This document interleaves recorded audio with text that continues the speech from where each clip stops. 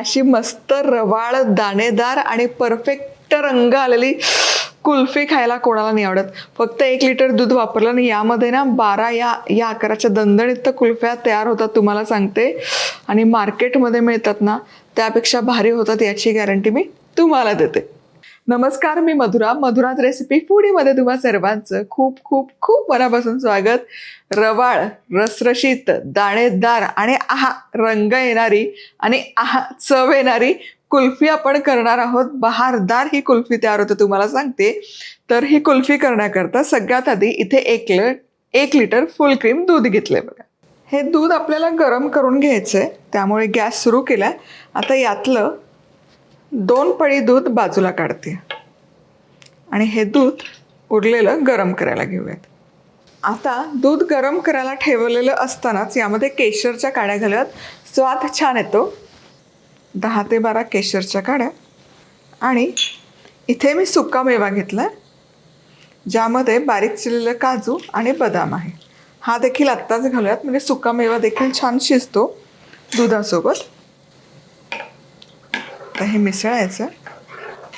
यामध्ये आणखी एक केलं जातं, शेंगदाणे असतात की नाही, शेंगदाणे भिजवतात, मिक्सरला फिरवतात आणि ते शेंगदाण्याची पेस्ट देखील यामध्ये घालतात, म्हणजे त्याची चव आणि रंग खूप छान येतो कुल्फीमध्ये. आता हे शिजण्याकरता ठेवूयात. तर सुका मेवा नसेल तर मूठभर शेंगदाणे भिजवा रात्रभर आणि मग मिक्सरमध्ये दळून त्याची पेस्ट यामध्ये घाला. कमाल कुल्फी लागते तशी पण.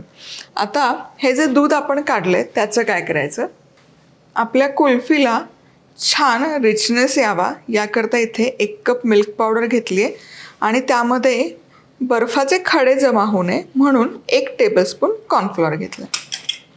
आता या दुधामध्ये ढवळून घ्यायचं. गरम दुधामध्ये मिल्क पावडर कॉर्नफ्लॉवर टाकायचं नाही, नाहीतर त्याच्या गुठळ्या होतात. म्हणून थंड दूध आधी थोडं काढून घेतलं आणि याची आपण आता अशी पेस्ट तयार करूया. सुंदर दिसते की नाही. कुल्फीला मस्त एकसंधपणा यायला मदत होते यामुळे. इथे आता मिल्क पावडर नसेल तर डेअरी व्हाईटनर वापरलं तरी चालेल, म्हणजे ते 100 ग्रॅमचं सॅशे येतं तेही पुरेसं होईल. किंवा खवा जरी वापरला 100 ग्रॅम, किंवा 100 ग्रॅम खवा भाजून घातला तरी चालेल. आता इथे दुसऱ्या तव्यामध्ये आपण करूयात कॅरमल.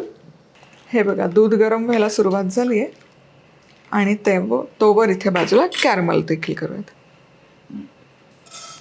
तर साखर तव्याच्या मधोमध घालायची आणि हलकीशी अशी पातळ थर करून घ्यायचा. पाणी वगैरे अजिबात काही वापरायचं नाही.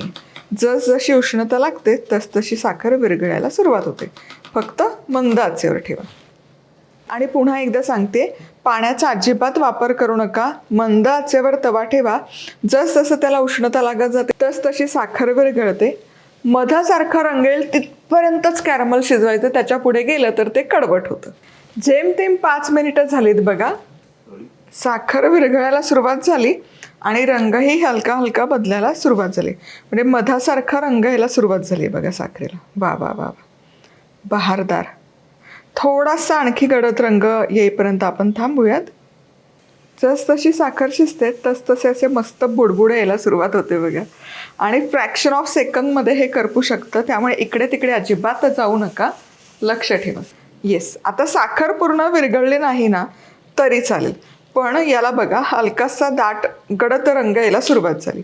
आता हे जे गरम गरम दूध आहे, कॅरमलचा काय कमाल सुवास तरवळतो. हे गरम गरम दूध थोडं थोडं करत कॅरमलवर टाकायचं, म्हणजे कॅरमलची कुकिंगची प्रक्रिया थांबते. वा वा. आणि कॅरमल करपत देखील मस्त. आता गॅस बंद करते आणि हे तयार कॅरमलचं दूध या बासुंदीच्या दुधामध्ये घालूयात.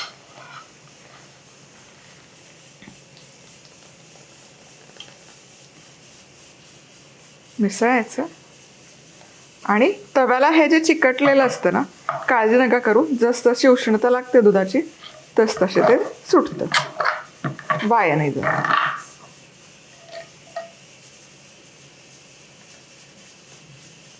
कॅरमलमुळे एकतर रंग तो परफेक्ट ठेल्यावर कुल्फी मिळते ना तसा रंग येतो, आणि चव आहा, ती नटी कॅरमलची चव बहारदार लागते. आता हे जे बेसचं मिश्रण आपण तयार केलं हे देखील घालूयात. हे पण यामध्ये घालूयात. सगळं मिश्रण घालायचं, ठेवू नका.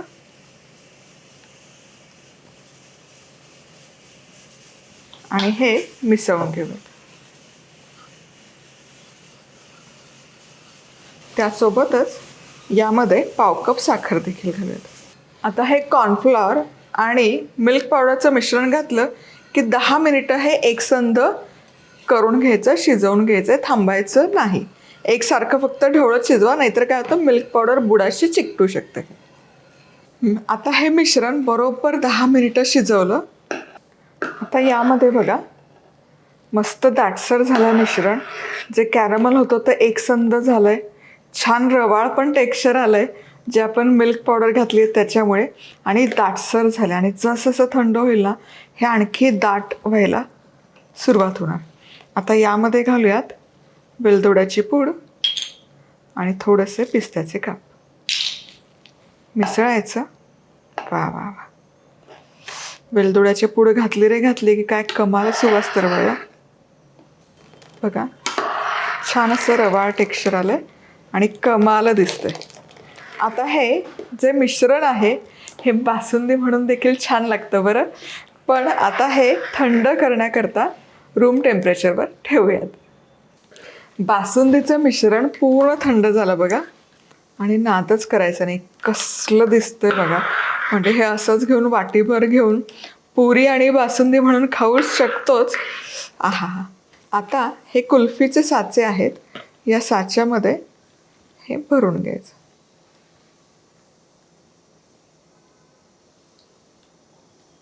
वरपर्यंत भरा, कारण हे फ्रोज होतं ना तसं हे खाली सेटल व्हायला सुरुवात होते.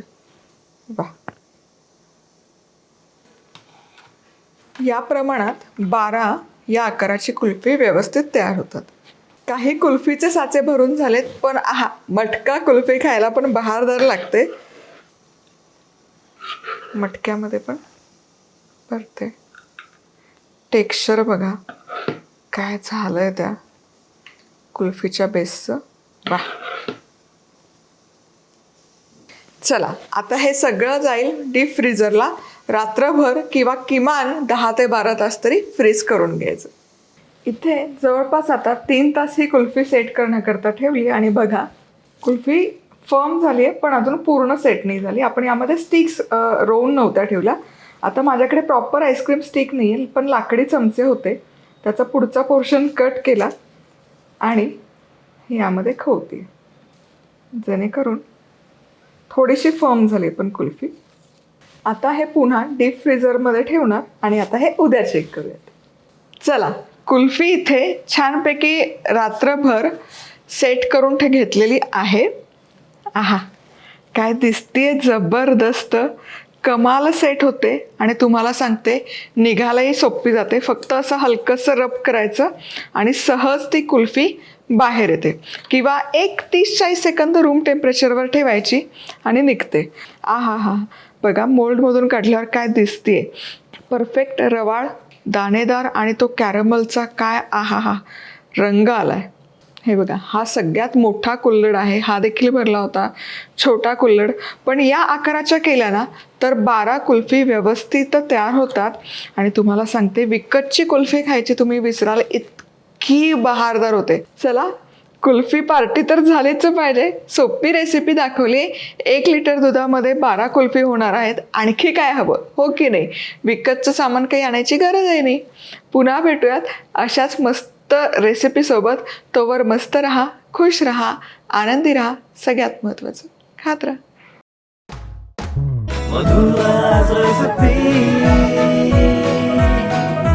मधुराज रेसिपी, महाराष्ट्राची अस्सल चव.